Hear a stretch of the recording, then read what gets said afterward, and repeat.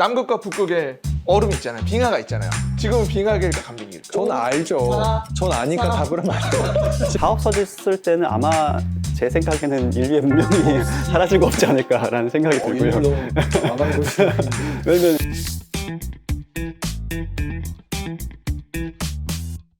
안녕하세요. 극지연구소 강실장입니다. 자, 오늘은 남극의 얼음, 북극의 얼음에 대해 이야기를 좀 해보려고 하는데요. 이번 주에도 지난주에 보셨던 우리 고정 패널 얼음님 모시고 이야기 나누겠습니다. 얼음님.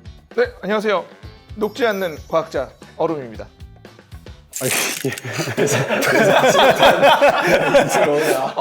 왜요? 왜? 당황스러워요? 말이 안 나요. 네, 오늘 초대 손님 소개 좀 얼음 박사님, 김병훈 박사님 모시고 이야기 해보려고 합니다. 박사님, 안녕하세요. 안녕하세요. 네, 두 분이 이제 또 원래 아는 사이라고. 그렇죠. 제가 이제 연구소에 박사후 연구원으로 있을 때 김병훈 같은 부서였어요. 그리고 그 당시에 젊은 과학자 모임을 했거든요. 젊은 사람들만 모일 수 있는. 젊은. 이런 거. 네, 폭이 좀 넓긴 한데, 그때 아주 그냥 발표도 너무 잘하고. 매주 뵀었죠. 이제 얼음님이니까 얼음 이야기하면은 저번 운석 때 좀 져셨잖아요.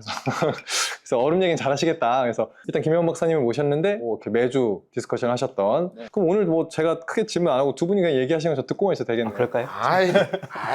또 질문이 또 좋잖아요, 강 실장님. 네.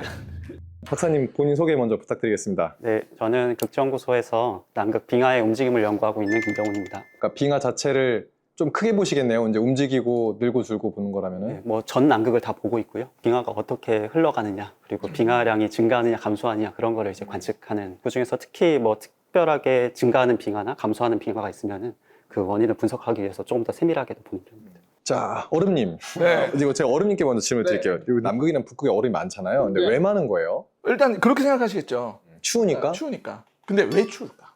이게 궁금한 거 아니겠습니까? 끝에 있으니까. 사실 정답은 맞아요. 지리적 특징 때문인 거예요. 지구는 둥글죠. 그리고 자전축이 기울어 있잖아요. 네네. 그러면 태양 에너지를 극지방이니까 적게 받잖아요. 오, 그리고 눈이랑 빙하가 쌓이기 시작하면 알베도가 높아지니까 또 계속 추워질 수 있는 거죠. 그러니까 눈이랑 얼음이 이제 반사를 해주니까 그렇죠. 이제 에너지 흡수가 줄어서 그렇죠. 더 추워질 수 있다. 맞아요. 기본적으로 태양빛을 비스듬하게 받고 있기 때문에 이제 면적당 흡수한 에너지가 적고요. 오, 훨씬 더 과학적인 느낌. 또 오늘 또 오늘 방송이 또 제가 괜히 다리 걸쳐가지고. 그러면 일단 추워서는 알겠고, 그럼 어쨌든 얼음이 생기려면 이제 물이 얼거나 눈이 오거나 어쨌든 물이 글로 공급은 돼야 되는 거잖아요. 그렇죠. 그 물은 다 어디서 오는 거예요? 당연히 대기 순환을 통해서 오는 거죠. 해안가에서 증발을 해서 극지까지 날아가는 겁니다. 물론 셀 순환이 좀 있긴 하지만 네네네. 그냥 기본적으로 바닷가에서 가서 떨어지지 않은 수증기가 남아서 극지까지 간 다음에 눈으로 해서 내리는 거예요. 얼음이 어떻게 생기는가잖아요. 네네. 이제 추우니까 눈이 내려도 잘 안 녹거든요. 그래서 눈이 차곡차곡 생기면서 걔가 이제 압축에 의해서 얼음이 이제 두꺼워지는. 그게 이제 뭐 수백만 년 규모로 수백만요. 계속 쌓이니까. 알겠습니다. 그 남극이랑 북극 어디가 많아요? 얼핏 보면은 이제 남극이 많을 것 같긴 한데. 그린란드 얼음이 다 녹으면 해수면이 6m 정도 상승하고 네, 저 남극 얼음은 한 10m. 60m, 그죠? 58m? 예, 57, 8m 정도. 그럼 10배 부피로 하면 정도. 대충 10배 정도? 그렇죠. 지도에서 보기로는 되게 뭐 면적이 비슷해 보이잖아요. 비등비등할 거라고 생각을 하는데 북극은 상대적으로 얇은 얼음이 넓게 퍼져 있는 거고 남극은 굉장히 두꺼운 얼음이 넓게 퍼져 있는 그런 상황. 그럼 박사님 주 전공은 남극이에요? 북극이에요? 남극입니다. 역시 많은 거. 북극은 잘 모르고요. 그래서 오늘 북극 관련 질문이 들어오면 좀 북극 질문 안 되나요?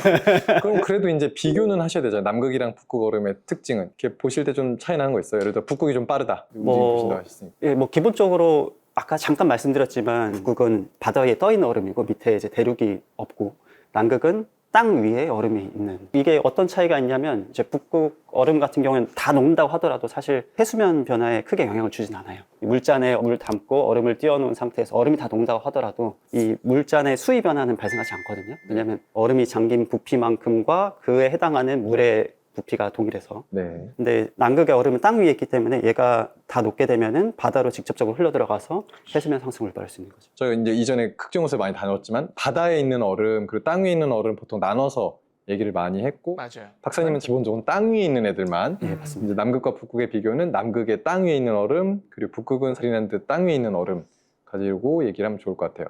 정리 좋았습니다. 너무 좋았습니다. 남극이랑 그린란드랑 비교를 한다 그러면은 그 처한 기후 환경이 가장 크게 차이가 나고요. 뭐 예를 들어서 그린란드 같은 경우에는 이 계절 변화가 있거든요. 봄, 여름 가격. 예, 봄, 여름, 물론 남극도 계절 변화가 있지만은 네. 그린랜드는 여름철에 영상으로 올라가요. 오. 예, 영상으로. 5도? 아, 영상. 아니, 오, 그러시길. 예, 영상으로 올라가서 표면에서 얼음이 이제 녹는 과정이 발생을 하고요. 네. 반면에 남극 같은 경우에는 뭐 세종기지가 위치한 남극반도나 이런 지역은 영상으로 올라가긴 하지만 그건 극히 일부 지역. 그렇죠. 가장자리 일부. 그러면 실제로 표면이나 이런 것도 좀 많이 다르겠네요. 북극이랑 남극 얼음이랑. 표면 얼음이 어떻게 저는 다를 것 같아요. 예, 그렇게 영상으로 올라가면 얼었다 네. 하는. 살짝이라도 녹으면 예, 확실히 달라지죠. 보셨어요? 봤죠? 예. 실제로 그래서 여름에 쌓인 눈이랑 겨울에 쌓인 눈이랑도 딱딱함이 달라요, 정도가. 아, 팔 때 느낌이 다르죠. 완전 다르죠. 저 남극에서 눈 한 2m 파봤는데 진짜 안 들어가요, 삽이. 많이 없어진다고 해요. 근데 얼마씩 없어지고 있어요? 얼마만큼씩 1년에? 남극 같은 경우에는 굉장히 큰 단위인데 세제곱킬로미터, 1km, 1km, 1km. 그러니까 이제 예, 세제곱킬로미터거든요.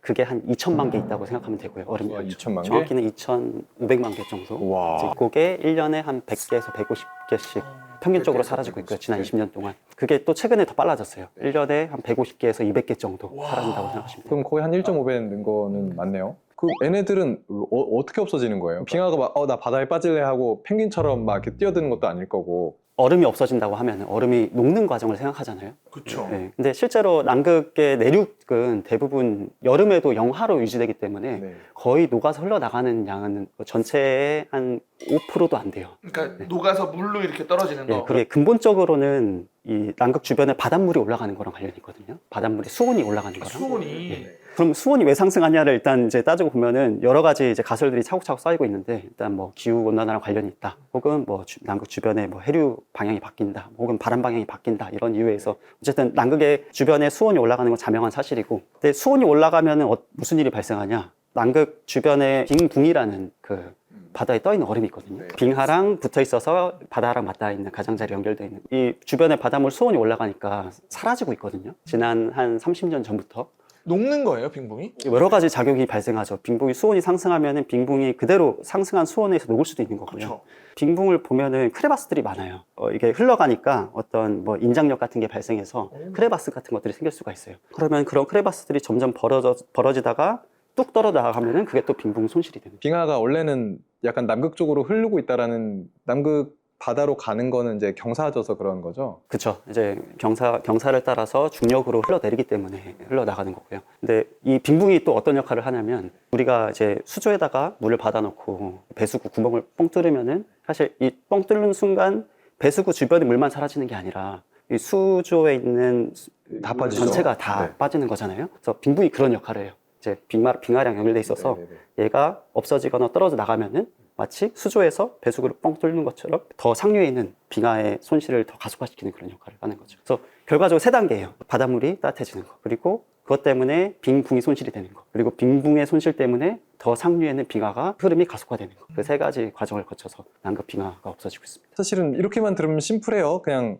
방어막 좀 녹아서 이렇게 떨어진 거다. 근데 여전히 전 이제 의문인 게 150개, 100개야. 그거 바다에 들어간다고 뭐 그거 사실 미미할 것 같거든요. 2,500만 개가 다 없어지려면은 예전에 한번 계산해 본 적이 있는데 몇만 년이 걸려요. 지금 속도로 계산해 봤을 때. 없어질라면? 네. 그리고 다 없어졌을 때는 아마 제 생각에는 인류의 문명이 사라지고 없지 않을까라는 생각이 들고요.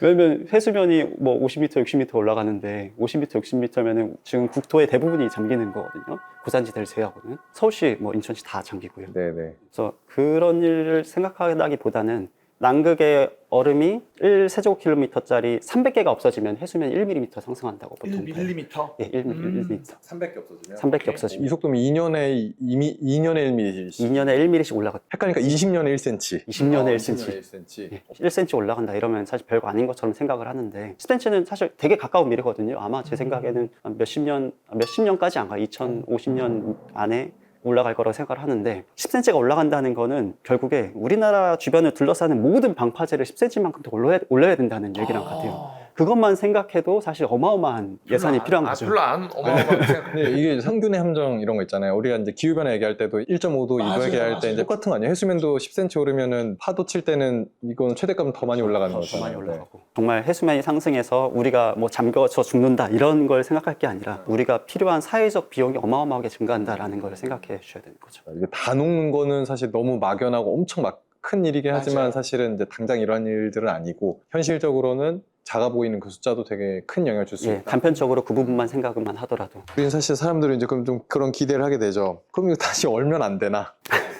우리 이제 뭐 빙하기, 간빙기 이런 얘기들 하잖아요. 네. 그럼 추워지는 시대로 가면은 알아서 좀 얼어주지 않을까? 얼음님 이것도 좀 설국열차 안 보셨어요? 그건 이제 설국열차? 인위적으로 그러니까요. 하는 거고, 그런 이제- 노력을 하다가 그렇게 되는 거예요. 아니 그러니까 우리 인위적인 거 말고 자연적으로 빙하기 안 오나 이런. 네. 뭐 근데 지금이 그럴 수도 간빙 있죠. 지금 뭐 같으세요? 지금 남극과 북극에 얼음이 있잖아요. 빙하가 있잖아요. 지금은 빙하기일까 간빙기일까? 전 알죠. 사, 전 아니까 사. 답을 하면 안 돼요.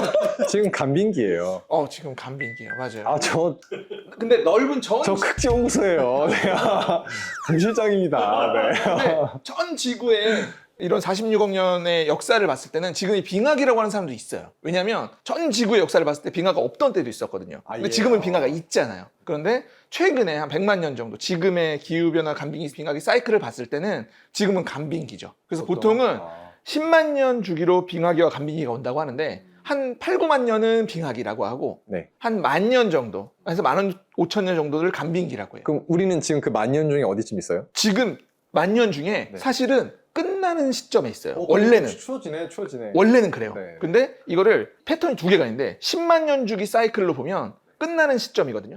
그런데 문제는 우리가 지금 이산화탄소를 배출해가지고 기온을 상승시켜 놨잖아요. 네네. 그래서 언제까지 갈지 모르겠다는 거예요. 오. 자연적인 패턴으로 봤을 때 10,000년에서 한 5만 년까지는 갈 수 있다는 책이 있어요. 그럼 이 패턴은 왜 생기는 거예요? 패턴은 사실은 정확한 이유는 아직 잘 몰라요. 그런데 밀란코비치라는 아저씨가 태양과 지구의 관계를 수식으로 표현해가지고 사이클 3개를 찾았어요. 하나는 지구가 태양 주위를 도는 이 20률의 변화, 공전 궤도의 20률 변화, 그 다음에 자전축 기울기 변화, 그 다음에 자전축 기울기가 이렇게 돌아요. 세차 운동. 이 3개 가지고 주기를 맞춰봤더니 이 20률 변화랑 잘 맞는다는 거예요. 그러니까 태양과 지구의 움직임 때문에 빙하기 간빙기가 온다고 설명을 했어요. 그런데 아직 명확하게 왜 그런지는 몰라요. 태양이랑 지금 밀당을 좀 하는데 이제 지구에 사람들이 이산화탄소 많이 써가지고 이제 조금 질척거리는 거네요. 그래. 말씀하시는 그런 이제 어떤 밀란코비 사이클에 의한 변화는 말 그대로 수천 년, 수만 년 주기인 그렇죠. 거죠. 최근 이제 발생한 뭐 기후 온난화 그리고 뭐 해양의 온난화 이런 것들은 적어도 1800년대 초반, 200년이 채 안 된 것들이거든요.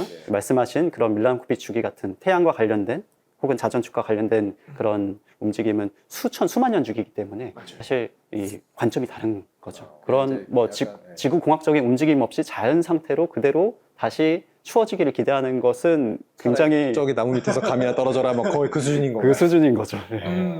그렇게는 쉽지 않구나.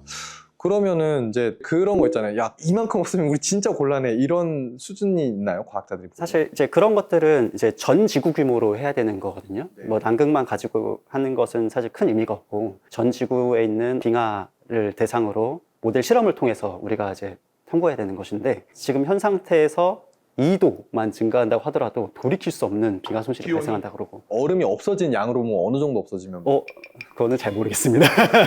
근데 이제 문제가 2도 얘기를 잘하셨는데 과학자들이 예측은 2도가 오르면 다 녹는 거를 막을 수는 없을 거다. 최소한 그린란드는. 그렇게 생각하고 있어요. 그린란드가 여러 가지 단계를 거쳐서 발생하는 거기 때문에 기후온난화에 대한 시간 지연이 보통 있거든요. 예, 그래서 그게 보통은 적어도 몇십 년 정도라고 생각하고 있어요. 그러니까 그 말인즉슨 이제 지금 당장 우리가 인간이 싹 다 멸종해서 이산화탄소 배출을 제로로 만든다고 하더라도 지금의 손실은 적어도 몇십 년 동안 유지가 될 거라는 것이죠. 관성이 있으니까요, 그죠? 네. 없어지는 것도 문제지만 이미 한번 달리기 시작한 기관차는 브레이크를 걸러도 더 갈 거다. 네. 기가 막히네 정말. 그러니까 그냥 미쳤나 봐요. 이거. 저희보다 설명을 더 아무 잘하시는 것 얘기나 같은데. 막혀도 되겠어. 아까 완전 이제 지금 이 빙하기라고 말한 이유 중에 하나 예전에 아예 얼음이 없던 시절도 있었다. 그러면은 아예 얼음이 없어도 괜찮은 거예요? 괜찮죠. 지구는 언제든 괜찮아요. 항상 괜찮았죠. 없고, 그죠? 얼음 덩어리였던 적도 있고. 그럼 얼음은 언제 것까지 있는 거예요? 계속 이게 오. 안 없어지고 계속 쌓이잖아요. 아이고, 그러면은 지금 이렇게 기후 패턴이 생긴 게 언제라고 보세요? 그러니까 남극의 얼음이 눈이 내리고 쌓일 수 있는 그 시점을 어느 정도로 보세요? 잘 모르겠는데. 저는 이제 듣기로는 지금의 기후 패턴은 한 3천만 년 전? 3천만. 네. 제일 오래된 얼음은 두 가지로 나뉘어요. 두 종류로. 연속적이냐, 끊어져 있냐 이렇게 나뉘어요. 연속적인 얼음 중에 제일 오래된 얼음은 80만 년 전 얼음입니다. 80만 년. 얼마 안 됐죠. 남극 대륙 한가운데 있는. 그쵸. 에픽과 동시에 있는 더 깊은 얼음을 찾기 위해서 가는데 문제가 그러면 더 깊은 데를 뚫으면 되잖아요. 뚫었더니 이제 거기에 호수가 있었던 거죠. 얼음이 지열이 올라오니까 오래된 얼음이 녹아버린 거예요. 그래서 어떻게 찾냐면 요즘에는 얼음이 흐르잖아요. 그래서 바다로 떨어지잖아요. 이 떨어지기 전에 오래된 얼음. 얘네를 블루아이스 지역에서 찾고 있어요. 오래된 얼음이 표면에 노출돼 있는 지역. 네네. 얘네는 오래된 얼음이긴 한데 연속적인 건 아니어서 끊어져 있거든요. 최근에 미국 팀에서 460만 년 된 얼음을 찾았다고 보고를 했어요. 그러니까 지금 기록상 제일 오래된 얼음은 460만 년 전 얼음이다. 그런 게 뭐 지난 편에서 그 네. 운석 많이 발견되는 지역 그런 그렇죠. 데서. 그러면은 눈이 내리기 시작한 거는 확실하진 않지만 한 3천만 년 전부터 남극에 네. 눈이 내렸을 것 같은데 지금까지 인류가 찾은 제일 오래된 얼음은 한 460만 년. 전. 따끈따끈한 게 맞나 얼음이? 네, 그게 남극에서 저희 아이스 핫초코 한 잔 있어요. 이런 느낌이죠. 네, 저도 그래서 460만 년 전? 깜짝 놀랐어요. 저도 처음 들었어요. 혹시 그런 건 없어요? 뭐 얼음님이 보실 때 네. 아직 못 찾은 거야. 1000만 년 전 얼음이 있을 거야. 아니, 진짜로 있을 수도 있어요. 못 찾았을 뿐이다. 나를 남극에 보내달라. 네, 커트. 자, 네, 저희가 이제 오늘 남극의 얼음이 이제 얼마나 많은지, 얼마나 많이 녹고 있는지, 그리고 얘네 어디로 가는지 정도 얘기하고 있는데 사실은 이런 거 되게 잘하는 친구가 있어요. 또 인공지능, 이제 AI는 사실은 이런 숫자들을 넣고 예측을 하는 거에 특화되어 있는 학생 보실 때 AI에게 물어보면 이거를 할 수 있지 않을까? 요새도 AI 활용해서 많이들 연구하고 있고요. 전 지구적으로 기후 관측 자료가 있잖아요. 그러니까 기존의 과거의 기후 관측 자료와 이 얼음량 변화 관측 자료 AI한테 학습을 시키는 거예요. 그러면은 얘가 스스로 어떤 기후 인자들이 이 얼음량 변화에 어느 정도 관여할 것이다라는 거를 통계적으로 학습을 할 거 아니에요. 그러면은 얼음량 관측이 직접 관측이 없다고 하더라도 미래의 기후 변화를 예측하는 모델을 가지고 이 기후 조건에서의 얼음량 변화를 예측해줘 라고 하면은 AI가 어느 정도 예측은 하고 있죠. 지금도. 박사님 보실 땐 어때요? 약간 AI가 내 밥그릇을 뺏어갈 것 같아요? 아니면 바깥을 빼앗기 전에 얼른 제가 뭐 이제 좀 주목할 만한 연구소들을 없어요. 왜냐면 사실 실제 박사님은 어떻게 얼음이 100개나 150개 없어지는 걸 아는지를 얘기를 이제 들어볼 건데 그냥 막연하게 생각할 때는 뭐 어디 자료에서 본 거를 그냥 AI한테 넣어놓고 야 작년에 100개 올해 120개 없어졌어. 그럼 내년에 몇 개 없어져? 그러면 뭐 사실 박사님이 보시는 거랑 AI가 보는 거랑 뭐 가까운 미래에는 사실 큰 차이가 없을 것 같고요. 이제 먼 미래 예측에서는 아마 AI랑 좀 뭐 좀 차이가 있지 않을까라고 생각을 하는데 지금도 인간이 하는 일에 사실 상당수를 AI가 이미 대체하고 있잖아요. 네네네. 제 생각에는 저희가 하는 일도 아마 향후 빠르면 몇십 년 내로 10년 후에는 이미 많이 대체되고 있는 상황이 아닐까. 그래요? 어쨌든 그래도 박사님이 지금 하고 계신 연구에서는 AI랑 적어도 같은 수준이 되니까 아직 그렇죠. 나는 할 수 있다. 그렇지. 아직은 꽉 붙들고 있죠. 저희만의 표현을. 알겠습니다. 사실 이제 우린 항상 이제 희망회로를 돌려야 되니까 이렇게 없어지는 것도 되돌리거나 아니면 늦추거나 막을 수는 없는지 인공적으로 좀 춥게 만들거나 인공적으로 막거나 뭐 이런 거는 이제 요새 지구공학적인 측면에서 몇 가지 좀 떠오르는 그런 방법들이 있는데 근데 그것도 너무 예산이 많이 들어드는 일이라서 예를 들면은 남극 주변에 있는 바닷물이 따뜻해져서 빙봉이 사라진다고 말씀드렸잖아요. 그럼 이 따뜻한 물을 빙봉과 덜 접촉하게 만들면 되지 않냐. 그러니까 그 남극 빙봉 아래에다가 댐을 만들어 가지고 이 따뜻한 물이 아예 이쪽으로 빙하 쪽으로 침투를 하지 못하게 만든다는 거죠. 이제 뭐 그런 거에 대해서 되게 긍정적으로 생각하는 사람도 있는 반면에 이거는 정말 단편적 일시적인 그런 멈춤만 유발시킬 것이다. 장기적으로 봤을 때는 나중에 그거 타고 넘어가서 다시 또 본래 발생하던 일이 생길 수도 있다라는 의견도 존재하죠.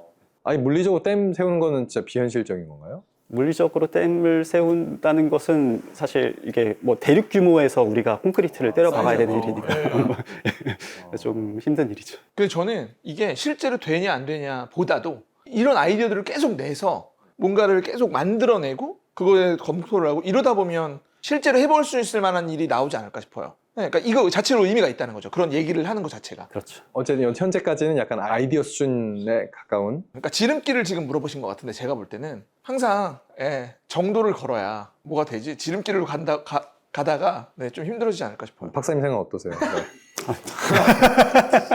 어른이 생각은 제가 알았어요. 동의합니다. 이게 뭔가 막거나 이런 게 아니라 근본적으로 맞아요. 없어진 얼음량을 좀 줄여야 된다 이런 거고. 제 질문 무색해졌네요. 네, 알겠습니다. 우리가 얼음 얘기는 사실 이전 극정호수에서도 많이 했거든요. 잠깐 쉬었다가 두 번째 타임에는 이제 박사님이 실제 그럼 연구 얘기 좀 들어볼게요. 이 얼음 움직이는 거를 어떻게 보는지.